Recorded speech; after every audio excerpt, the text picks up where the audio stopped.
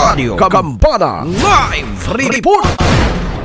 Nababagan sa mga sakop sa 2nd PMFC Lanao del Norte sa checkpoint sa Purok 1, Bansarbil 1, Kapatagan, Lanao del Norte ang mga gipalusot nga mga sigarilyo sakay sa ito mga tricycle ni adtong Disyembre 2, 2024.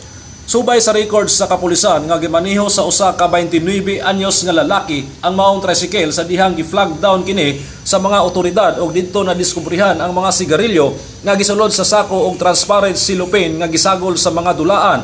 Atol sa gihimong inspeksyon, mukaba sa 250 rems sa New Far Red cigarettes ang nadiskubrihan sa kapulisan nga adunay estimated market value nga moabot sa 200,000 pesos.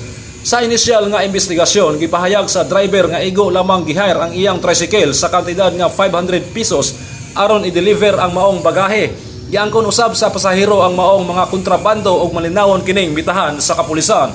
Ang mga nakumpiska nga mga kontrabando kasamtangang gikustudiya sa 2nd PMFC headquarters sa Lanao del Norte, kalapasan sa Section 10 sa RA 10643, the Graphic Health Warning Law o Presidential Decree number 10464 kon Traffic and Customs Code of the Philippines ang atubangong kaso sa mga suspek. Ang mga smuggled cigarettes ang gitakdang i-turn over sa Bureau of Customs sa Dakbayan sa Iligan. Alang sa DXDD Radio Campana, ang radyo sa simbahan, ako si Double D 9 Noel Urinio, Danag sa Dakbayan. Radio Kambana Live Report.